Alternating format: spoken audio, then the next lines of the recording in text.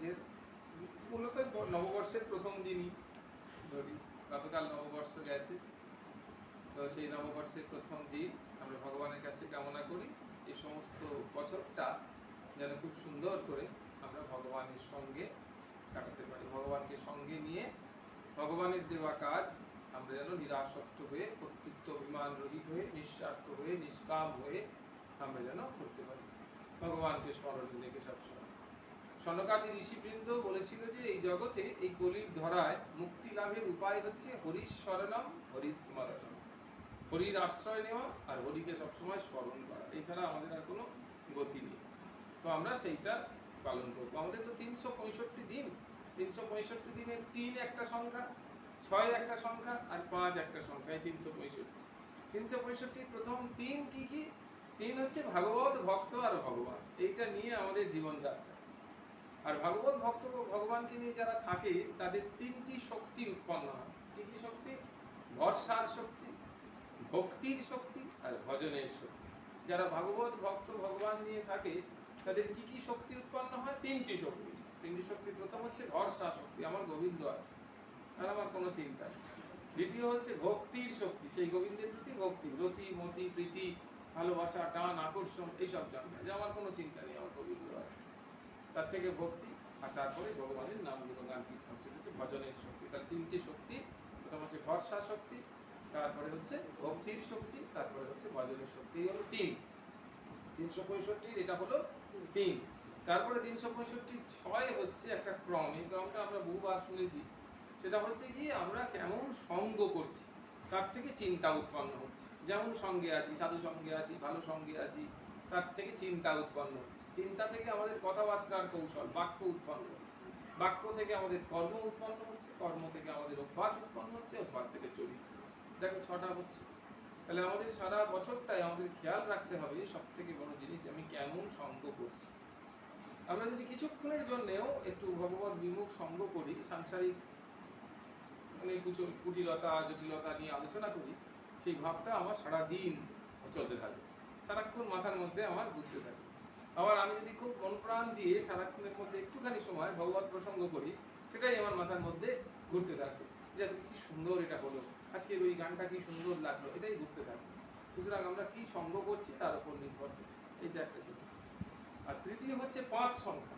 5 সংখ্যা মানে হচ্ছে, ঠাকুর শ্রীরামকৃষ্ণ বলছেন 2টি করে বৈশিষ্ট্য, প্রত্যেকটা সংখ্যার উপর 2টি করে বৈশিষ্ট্য আছে। প্রথম কি? প্রথম হচ্ছে সরলতা আর সত্যনিষ্ঠা, এটা 1 নম্বর। দ্বিতীয় কি? শ্রদ্ধা আর বিশ্বাস। তৃতীয় কি? প্রেম আর ভক্তি। চতুর্থ কি? বিবেক আর বৈরাগ্য। পঞ্চম কি? ব্যাকুলতা আর সমর্পণ। তাহলে এই 5টা, তাহলে এই 5টা জিনিস আমরা যদি নিয়ে চলতে পারি, তাহলে আমার সারা বছরটাই ভগবতময় হয়ে কাটবে। তাহলে সরলতা, সত্যনিষ্ঠা, শ্রদ্ধা, বিশ্বাস, প্রেম, ভক্তি, বিবেক, বৈরাগ্য, ব্যাকুলতা, সমর্পণ। এবার বিবেক বৈরাগ্য কি করে আসবে? তার হচ্ছে নাম গুণগান কীর্তন আর প্রার্থনার দ্বারা। আমরা নিরন্তর যদি নাম গুণগান কীর্তন করি আর তার সঙ্গে সঙ্গে প্রার্থনা করি, তাহলে এটা আসবে। তাহলে আমরা একটা নববর্ষের এটা একটা পুরো মানে সুন্দর করে লেখা, সবে মাত্র লেখা হয়েছে। নববর্ষের একটা প্রার্থনা আমরা ভগবানের কাছে করতে পারি। বিবেক বৈরাগ্য, বিবেক বৈরাগ্যটা আসবে নাম গুণগান কীর্তন আর প্রার্থনা থেকে।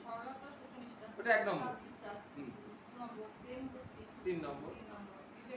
4 নম্বর ব্যাকুলতা, সমর্পণ। ব্যাকুলতা আর সমর্পণ, অর্থাৎ ব্যাকুলতা হতে হবে। আর এই প্রার্থনা, সবাইকে জিজ্ঞেস করেছে যে প্রার্থনা যে কথাটা বলা হয়েছে না, প্রার্থনার প্রথম এই প্রয়ের পয়রাফলা আকার, এটা কি? এর মানেটা কি? এর তাৎপর্য হচ্ছে পয়রাফলা আকার মানে হচ্ছে প্রকৃত আরতি। যখন আমি আর বাঁচছি না, আমার দ্বারা আর কুলোচ্ছে না, আমার সামর্থ্যে আর কুলোচ্ছে না, তখনই আমি 2 হাত তুলে দিয়েছি, প্রভু তুমি দেখো আমার সামর্থ্যে কুলোচ্ছে না, তুমি সামলে নাও, তাই না? প্রকৃত আরতি, প্রকৃত অসহায়তা, সেটাই হলো প্রার্থনার প্রথম যে তার মানে হচ্ছে প্রকৃত অসহায়তা, প্রকৃত যে আমি অসহায়, প্রকৃত আমার মধ্যে আরতি জেগেছে, তার জন্যই তোমার চরণে আমি শরণাগত হয়েছি, প্রার্থনা করছি তুমি আমাকে এই সংকট থেকে, এই ব্যাপার থেকে উদ্ধার করতে পারো। তাহলে এইটা হয়ে গেল। তাহলে এখানে আমরা এই প্রার্থনাটা সবাই কিন্তু রিড আউট করবে, পড়বে, বলো কি কি লিখতে পারছো না, কোন লিখছিলে বলো। প্রকৃত আরতি লেখো, প্রকৃত আরতি, প্রকৃত আরতি, প্রকৃত আরতি, আরতি, আর তয়রে ফস আরতির আরতির আরতি। হ্যাঁ হ্যাঁ, ওর নাম তো আরতি না। অ্যাকচুয়াল আর্টনেস, অ্যাকচুয়াল আর্টনেস, আর্টনেসটা হচ্ছে আরতি, হ্যাঁ একদম ইন্টেন্স আর্টনেস, এটা আরো ভালো ইংলিশ। অ্যাকচুয়াল আর্টনেস এটা যেমন একটা ইংলিশ, কিন্তু আরো খুব গভীর যদি মনস্তত্ত্বের বিচারে আমি যদি বলি, একটা সুন্দর শব্দ আছে ইংরাজিতে, ইংরাজি লিটারেচারটা এত সুন্দর না, শব্দগুলো এত চয়েস করা হয়েছে, সেটা বলছে যে ইন্টেন্স। ইন্টেন্স মানে হচ্ছে খুব গভীর, ইন্টেন্স শব্দটা হচ্ছে গভীর। যেমন একটা ইনজেকশন তুমি এখানে দিচ্ছ, সেই ইনজেকশনটা কাজ করবে নিশ্চয়ই, কিন্তু দেখা যাচ্ছে যে ইনজেকশনটা এত দ্রুত গতিতে কাজ করার দরকার, তখন কি দিল, আইভি দিল। আইভি মানে ইন্টারভেনাস। ইন্টারভেনাসে দেওয়া মাত্রই কি হলো, সঙ্গে সঙ্গে দ্রুত গতিতে ও রক্তের মধ্যে জড়িয়ে গেল এবং হার্টে পৌঁছে গেল, হার্টে প্যাজম হলো, সেই হার্ট আবার ওটাকে সার্কুলেট করে দিল, যে অঙ্গে যাওয়ার কথা সেই অঙ্গে পৌঁছে গেল। এই যে দেওয়ার জায়গাটা সিলেক্ট হলো ইন্টারভেনাস, এটা কি বলা হয়, ইন্টেন্স আর্টনেস, একেবারে গভীর একটা সূক্ষ্ম একটা কি আরতি, এটা আরতি, এটাই কিন্তু আরতি।